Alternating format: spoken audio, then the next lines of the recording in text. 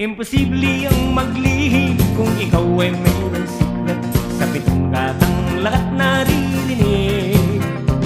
Kung ibig mong mabuhay ng tahimik na tahimik, magpatay-patayang ka bawat saglit. Ito ay hindi chismis na pag-uusapan lang, niririyo, walang labis, walang kulang.